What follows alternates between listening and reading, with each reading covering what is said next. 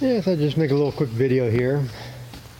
I'm up here trying to get a part number or something off this fan motor. This is bulk tank compressor, cooling unit, and can't find nothing on there. I guess I have to get it off that motor over there.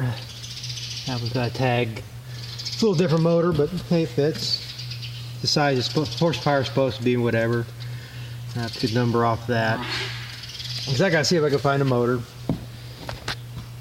Back in December, one day I could smell something. I look up here, and all this in here is just glowing orange. Motor burnt out. And it's not that big of a deal. I mean, tank cools just fine.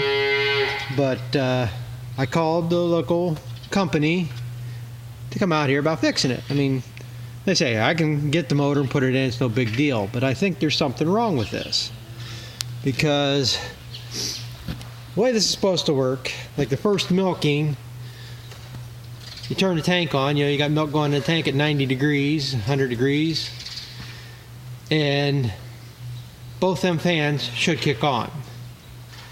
Now they don't need to run all the time. I don't know just how it works, but somehow with the pressure and the lines, with the coolant and stuff, once it gets to a certain point, that fan usually kicks off. And this fan will run all the time. So it just depends how much cooling it needs, whether both fans run.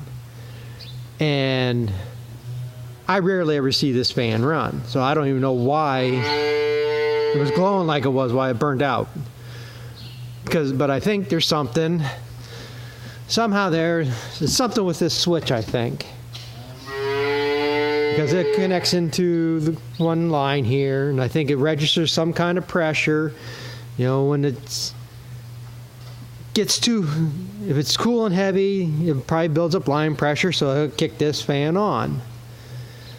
But I think something's out of adjustment there. That's why I called the guy to come out. And this is back in December.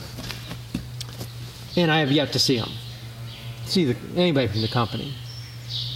He was like, oh, too bad you didn't call yesterday. I was in your area. Yeah, they're probably about 60, 70 miles away. And it's not that big of an emergency. He says next time he's down in the area, he'll come out. All he says is back in December, and I ain't seen him yet. And this is one reason why if anybody wants to milk cows, start milking cows, forget it. You cannot start out big enough to be important to anybody. They only want the big farms anymore. Like here. I mean, I only got 35, 40 cows. I think there's 36 out there. They don't want guys like this size anymore. You're too much of an inconvenience. You know. Now, if I call them and tell them, hey, I need you out here, they'll come out. Oh, yeah, they'll come out today, charge you same day rate, emergency service, and everything else. But if you try to work with them, yeah, like I say, I mean, it's not a 5-minute drive to get here. Used to be. Used to have a dealer within 5 minutes of here. They sold out. The dealer was like within a half hour of here. Now this guy's like an hour and a half away now. And he used to work for the second company. But it's like everywhere else. They don't want the small guy anymore. Even the milk companies, equipment dealers. I mean, equipment dealers, they want farmers. That's what's bad in our area. We're losing dealers. One dealer here, they gave up all their new equipment lines here at the end of the year.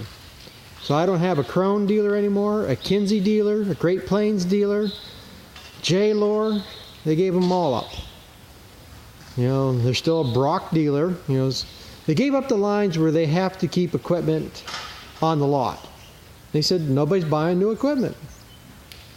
So they're going back to what they started, buying up used equipment out in the Midwest to bring it out here. You know, you're going out in the Midwest buying the 4- and 6-row planters, 12-foot discs, 16-foot discs, because everybody out there now is 12, 16, 24-row planters, 30-foot discs, 40-foot discs. You know, so that's what they started, and that's what they went back to, or continue to do, I should say.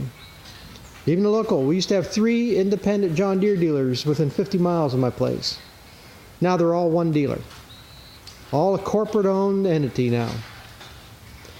So, you know, this is just one example why you may even want to think about starting farming. Forget it.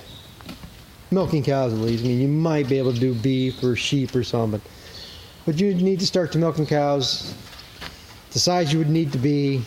It ain't worth it.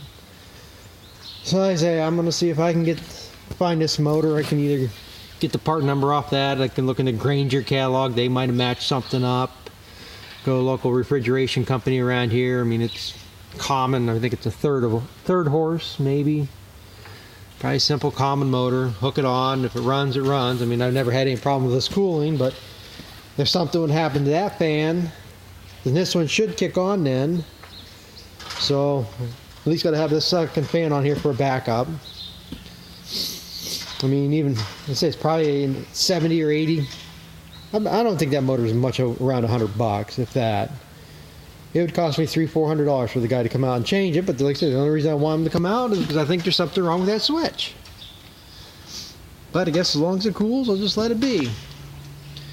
You know, that right there, that's the compressor unit. That's what pumps the gas and converts it from a liquid to a gas, back and forth.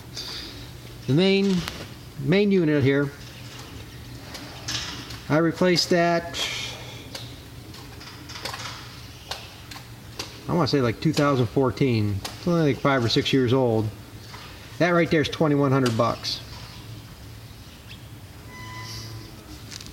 So, and then they have to convert everything over because that's the old one. That was R22 gas. I guess you can't get that anymore.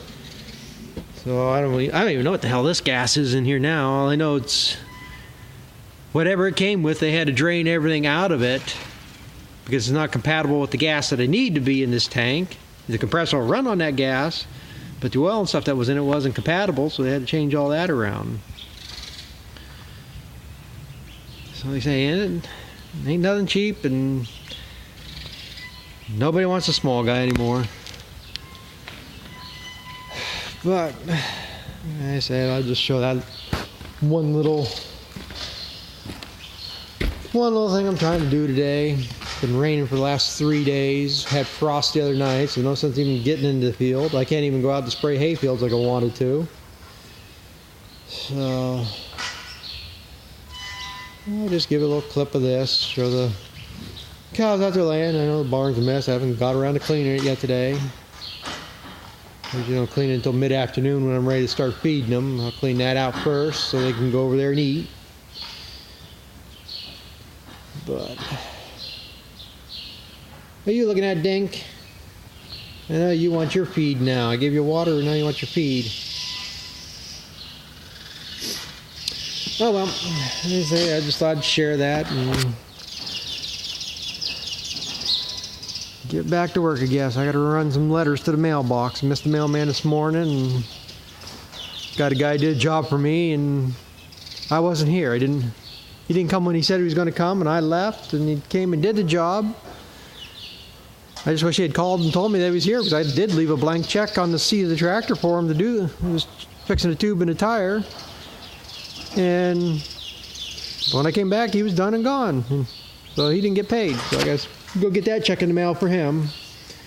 So thanks for watching, and I'll come back later. Talk to you later.